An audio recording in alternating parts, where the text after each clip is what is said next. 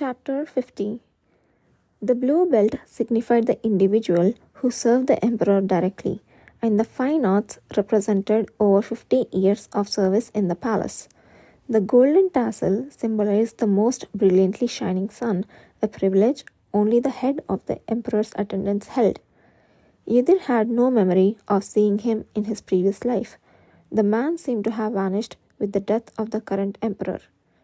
His Majesty is waiting for you in the second palace. Please follow me.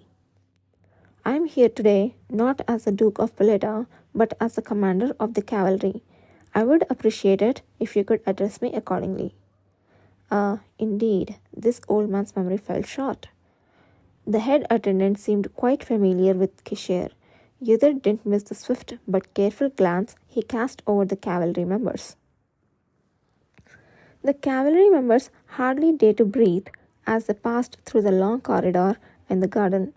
Among them, Kana was by far the most nervous. Yudir saw that her habit of bowing her head and walking excessively low was a continuation of the peculiar behavior she had displayed before they arrived here. She seemed to want to hide her appearance from the gaze of others. He was curious about the reason, but in this quiet situation, he regretted that he couldn't strike up a conversation. The head attendant confidently traversed the third corridor and walked through the garden. Since he mentioned the second palace, they would have to cross a few more corridors. Yet, despite walking for so long within the palace, there were hardly any sign of people in the Sun Palace.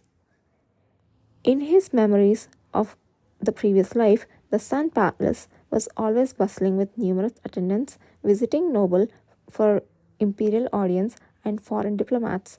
This tranquility felt odd to Yudir, but the head attendant and Kishir seemed used to it. Is the Sun Palace devoid of people due to the current emperor's decree? Just as he thought thus, the head attendant suddenly halted. Someone is coming. Moments later, as he had said, they felt the presence of several people coming from beyond the pond on the right side of the garden. As soon as they spotted the head attendant, Kishir and the cavalry members, they stopped in unison. From the belts around their waists, they were attendants. However, the belts they wore were as deep as the red of twilight. Yudir knew what the red color signified. Red was the color of the crown prince, the future of the empire.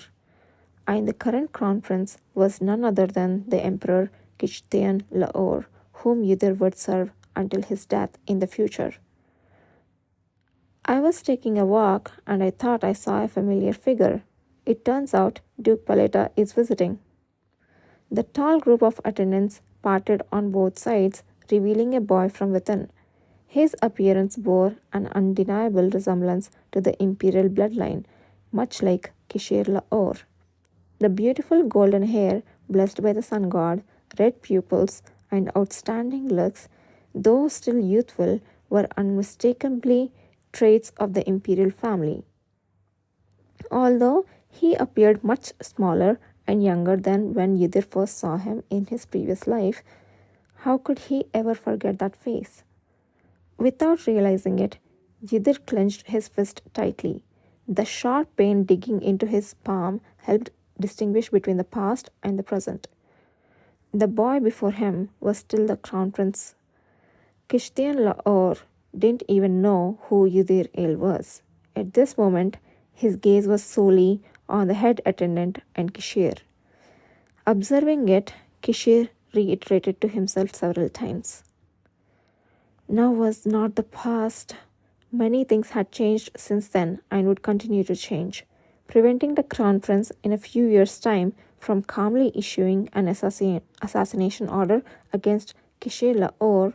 That was the future he wanted to stop. If he said he had no resentment towards the emperor before his execution, it would have been a lie. However, even such emotions eventually vanished. Yudrian El, the commander of the cavalry, didn't have his regrets rooted in that. He once again recalled the thoughts he had reflected upon with bitter self-deprecation moments before death. Utterly exhausted. In them, There were no longing for revenge. He hadn't returned to the cavalry for revenge. Of course, there were no intentions of letting Kishtian Lahore become emperor as smoothly as before, given that he had to save Kishir and also survive. In his previous life, the person he had watched over was far from being an excellent ruler, but now was in the time when he had accumulated enough power to intervene. The timing was too early. Yudhir opened his eyes that he had closed and looked forward. Coincidentally, the first thing he saw was the straight back of Kishir Lahore. He stood leisurely, like a large tree casting a shadow over the members behind him. Seeing just that, the emotions boiled within his chest began to slowly subside, and his usual composure returned. After a few deep breaths, he was able to observe the conversation between Prince Kashtian and Kishir with cool eyes. What a surprise to meet Your Highness the Crown Prince here. It seems like it's going to be a lucky day for me. As Kishir responded with a leisurely smile, a grin also spread across the prince's lips. If you judged by his face alone, he seemed genuinely pleased.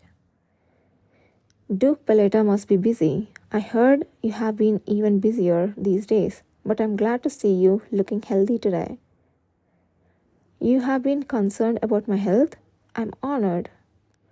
But who are the strangers following you, Duke? I don't recognize their faces. The prince's gaze skimmed over the cavalry members. During that brief moment, when his gaze landed on Yudhir's face, Yudhir clenched his fist tightly, then gradually released it. They are the members of the cavalry I created a while ago. They are talents who will become the power of the empire. Oh, I have heard the story. Hearing the Duke say that, I suddenly have high expectations. I hope one day to see their skills firsthand. Haha, you'll certainly be surprised. While pleasant conversation was exchanged, the cavalry members glanced at each other. After a few more words about the cavalry, the Crown Prince finally got to the point. Actually, I felt a strange energy from afar, which led me here, and only after meeting you, Duke, did I understand its source. What exactly is inside that box that gives off such an impression that I should not approach it any further? His tone was smooth, but his intent was clear. Yudhir glanced at the small box that Kishir was holding. Judging by his intuition, after observing Kishtian Lahore for nearly 10 years, the prince wasn't asking because he didn't know. He already knew what was inside. He simply wanted confirmation. Coming to see for himself, even though he already knows, indicates he wanted to verify something. It might be nothing, but if not, it could be related to whoever was behind the targeting of Kishir and the Red Stone. All the way to this place, Yudhir had been pondering the identity of the intruder's mastermind. There were countless possibilities. Kings of other nations greedily eyeing the Red Stone, the Sun God's Church, which, although proclaiming this new found power as a divine gift, might not be thrilled about the current situation, the Pearl Tower mages who couldn't resist their desire to study the stone, and many more were possible culprits. And among them was Kishtian Lahore, who in Yudhir's previous life had directly ordered the assassination of Kishir Lahore.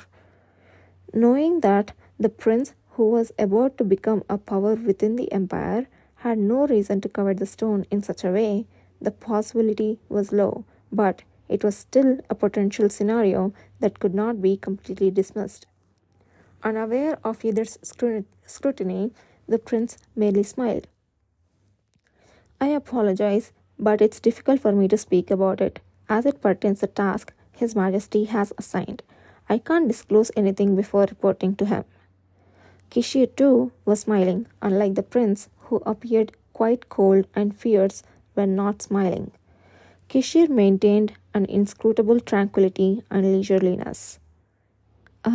If your visit is due to such pressing business, I can't keep you any longer. Let's have tea together some other time when we meet. When the emperor invoked an excuse, the prince immediately stepped back. I understand today's weather is lovely, so I hope you continue to enjoy this beautiful scenery.